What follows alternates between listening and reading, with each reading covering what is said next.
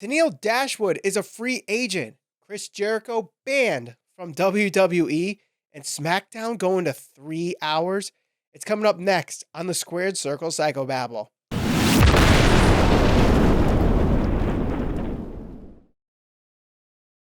Hello and welcome to the Squared Circle Psychobabble. My name is Michael Valenti. This is Ralph Valenti, and there's a lot of news in AEW, a lot of news in WWE, and it could affect both companies here.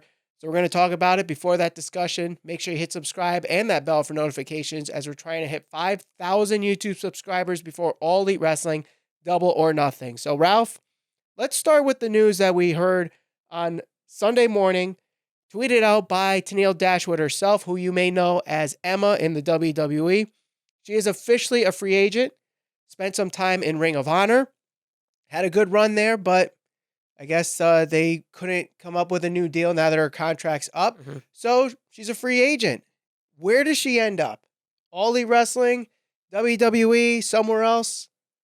I think the two things that people are going to speculate, obviously, is one, that she's going to go to AEW, because it seems like whenever there's a new free agent, whenever somebody's released or, leaves another company, it's expected almost that, they're going to go to AEW.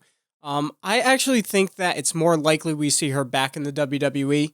I actually think she had a pretty decent run in NXT. Should have been recognized as one of the individuals who was responsible for this whole women's revolution within WWE.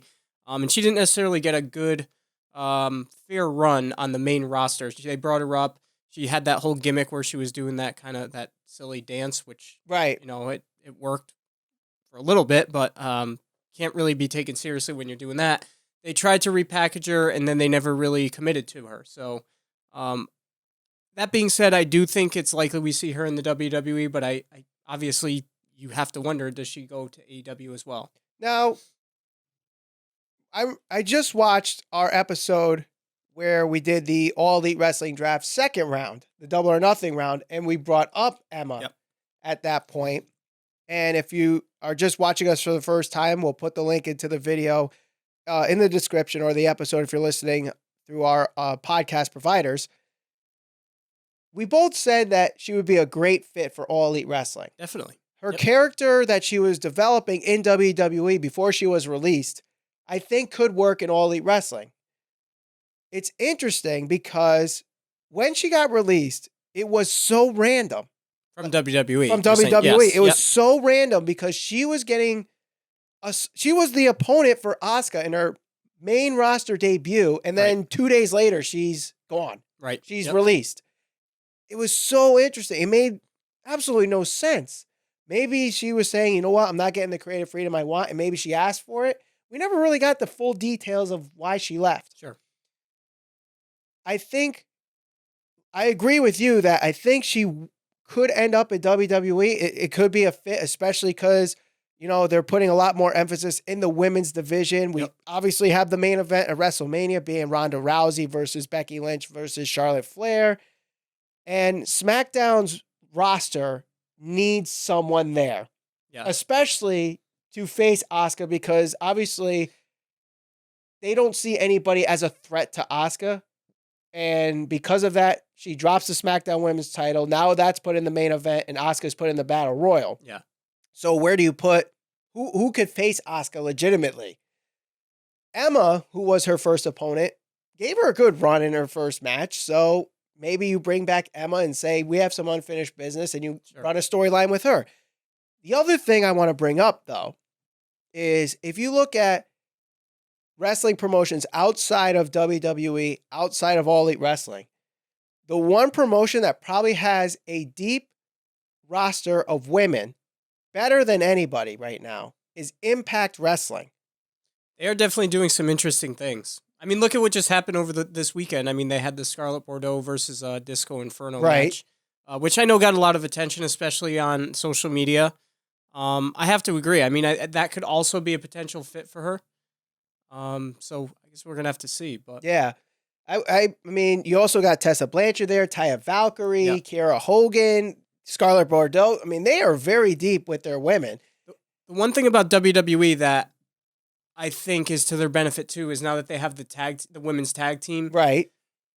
when it was just the two championships, it was okay. Well, they have all of these women, and they didn't really have the time or the amount of time to really, promote them. Now, when you have tag teams, it's essentially like it's okay. All right, yes, it's another championship, but now you can pair people together. So, as deep as the roster is, it's essentially almost like cutting it in half. Right. And that's why I said that when they put the belt on Charlotte, that was the best decision they could have done. And let them unify the titles. I know a lot of people are against unifying the titles, but it really is the best move. I agree. Because when you unify that, you have the main singles competitors where you have Becky Lynch, you have Charlotte Flair, you have Asuka and Ronda Rousey. If you want to put Lacey Evans in the discussion in the future, even, once in a while, Peyton Royce or Billie Kay as singles competitors. You say Mandy Rose? Mandy Rose. I thought she was going to be the one that got the push to go against Asuka. It didn't end up happening. It looked like that was the plan, but then they just had a match at Fastlane, so why repeat that match at WrestleMania? Yeah. So then you have the tag team division. You could put people in these pairings, like we saw Naomi and Carmella could be a pairing. We obviously know the Iconics are a pairing. Tamina and Nia Jax are a pairing. So the roster is deep enough where you could put these guys in tag teams, and their characters are very similar where it could work. It's not like randomly throwing Kane and Daniel Bryan and see if it sticks, which that case it did, but then we have so many other cases where it just doesn't. They throw people together the League of Nations. So I think Emma can go into this and be either tagged with someone else, maybe tag with Asuka and go for the tag team titles, or you put her in the women's championship picture and face Becky Lynch, face Charlotte Flair, face Ronda Rousey, face Asuka, face Lacey Evans. There's matches there. Not only that, and I know this is something that people will kind of consider a demotion, but I think that WWE misses the boat a lot of times with interpromotion between NXT. Mm-hmm. Like if Kevin Owens went back and challenged for the championship in NXT, that might not necessarily be a bad thing, especially considering when you look at the main roster and how cluttered it is just because there's so many people. For Emma to come back, if she was to re-debut in NXT and go right for the championship, I don't think that's necessarily anything that's below her. Because NXT it's a great product. They consistently put on a good product, especially with the takeover. So her going back to the WWE doesn't mean she necessarily has to go right to the main roster. She can spend some time in NXT, maybe win the women's championship. I mean, there's a lot of good female wrestlers there that I know she could have great matches with. So just something to consider, food for thought. And don't forget, we have Ricochet and Aleister Black going for both the NXT tag team titles and the Raw tag team titles within a week. Right. So who knows? Maybe we see them wearing both belts. Both gold. Both. Who knows? Gold. Let's move on now to Chris Jericho, who recently said in an interview that he is, quote, banned from WWE. He's no longer able to interview WWE superstars on his Talk is Jericho podcast. Right. They edited out some of his segments on Up, Up, Down, Down. They went into the Edge and Christian podcast, took some stuff out of there too. I understand it, but at the same time, it's a little petty. But we also know, like, that can also happen with WWE. Yeah. They do these little petty things. Sure. And, when WWE, I guess they are finally feeling the pressure of All Elite Wrestling. If they're going to this level and saying that Jericho can't interview WWE superstars to promote WrestleMania on his podcast. Yeah. Well, to be quite honest, I'm not really surprised. I'm not either. I'm not surprised this happened. I definitely don't think it's a forever thing. I just think it's while Chris Jericho is contractually obligated to be working for AEW, you're not going to see any WWE wrestlers or anybody affiliated under WWE contract on his show.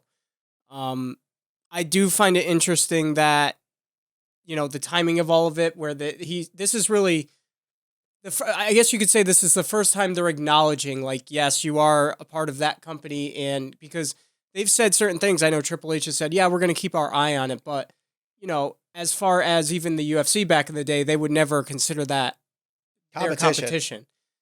And I've said all along, at the end of the day, AEW is going to try and compete against them, even if they're not competing against them. You're in the same market. It's still the wrestling market that WWE is controlling right now. So you're trying to steal people away from there, and you're trying to get their fans attracted to your product. So I'm not really surprised by this move at the end of the day. So with Jericho now in All Elite Wrestling and being banned from WWE, right? And we already know, like, he was taken out of the intro package before every show. Yeah. So it's like we said, it's not surprising. But when they start bringing up certain records that he has in WWE, like he's the 9-time Intercontinental Champion. Mm-hmm. Okay. I'm pretty sure the closest is Ziggler, maybe The Miz. I'm not exactly sure. Miz is up there. I know The Miz has quite a few reigns. I don't know if he's close to Jericho, but if he gets to the point where he's facing Jericho's record, do they mention Jericho's name? I wouldn't be surprised if they didn't. And that's, again, only because if they're saying things like that, it's more or less like they're promoting a wrestler that's within another organization. Mm-hmm. Especially a company like AEW that's getting as much recognition as it is right now, and they haven't even put on a show yet. So I wouldn't be surprised if they didn't, but I would think they're above that, where they can still at least mention that. If he holds a record that's about to be broken, they could acknowledge him and say his name. But like I said, I wouldn't be surprised if they didn't. All right, let's move on to our last bit of news here. It's reported by Dave Meltzer of the Wrestling Observer newsletter, saying that when SmackDown moves to Fox, they're trying to make it 3 hours. Yeah. Now, the way Fox works and their programming is they have to have their local news start at 10 o'clock. So SmackDown would still start at 8, have 2 hours on Fox, and then have a third hour go to Fox Sports 1. I could see that happening, but logistically, it doesn't make sense. Mm-hmm. Why would you have people go change channels to Fox Sports 1 when we already know how people complain that 3 hours of Raw is bad? Now, yes, there's that separation where they're not getting Monday 3 hours and then 2 hours Tuesday. You have that time in between now, so you're not as fatigued of the content. But I can't see this happening. I can't see it happening, and I honestly don't want it to happen. I love watching wrestling, but the problem is with WWE especially, there's just so much content. I mean, if you're one of the people that truly commit or try to commit to all of their television shows, you're talking NXT, Monday Night Raw, SmackDown, 205 Live, whatever content, NXT whatever UK. show, NXT UK, whatever other shows they have on the WWE network. That's a lot of weekly content, especially if you're somebody who's trying to watch all of that. I've been talking about how people don't have the attention span to pay attention to longer storylines right now, and that's the society we live in. People's attention span is becoming shorter and shorter. Right. Now you're asking people to invest an extra hour into your product. Look at what the product is now. I mean, yes, it's WrestleMania season, so everybody's excited, but the product has been somewhat lackluster for about a year now. Monday Night Raw has been all over the place. It's almost been like it's a chore to watch. Why would you put the pressure on your creative team to now write another full hour for another show? That's, SmackDown's to me is more entertaining than Raw a good majority of the time. Right. NXT is fine, and NXT is only an hour. So why the push to make it 3 hours unless it's something Fox wants specifically? What if you do instead make 205 Live, because they filmed 205 Live the same night as SmackDown Live anyway, which is an hour long. What if you make SmackDown Live or 205 Live the third hour and just repackaged as an extended SmackDown Live? They could do that. I mean, I guess, but I don't know how many people would actually watch 205 Live. Or, not necessarily make the entire hour 205 Live content, but just take Buddy Murphy is the Cruiserweight champion. So have his match during the 2 hours on SmackDown, and then the other 2 matches that they would have on 205 Live in that third hour. Yep. And then a match that would typically be a throwaway on SmackDown during the 2 hours goes into that third hour and gets some time to breathe, and people can, because you're going to get a drop off in attendance on that third hour. Yeah. It always sure. happens. Even on Raw, there's always that big drop off Yep. from hour 2 to hour 3, but the diehards always stay. So I think that with Fox Sports 1, that's probably what they're going to go towards is the diehards and try to just accumulate something because something's better than nothing. Sure. That's where it could make sense. But I don't see WWE, like you said, writing an extra hour of content when they already have a struggle doing the 5 hours as it is. Yeah. I don't see it. I hope it doesn't happen. Doesn't need to happen. Yeah. Well, let us know what you think. Does SmackDown go to 3 hours when it moves to Fox? Let us know in the comments below. Anything that we're talking about with Jericho, Tenille Dashwood, all that. Make sure you like this video, share it all over social media. We're on Twitter, Instagram, and Facebook at SCPB Podcast. Subscribe and hit that bell for notifications as we're trying to hit 5,000 YouTube subscribers before All Elite Wrestling, Double or Nothing. For Ralph Valenti, my name is Michael Valenti, and thank you for watching the Squared Circle Psychobabble.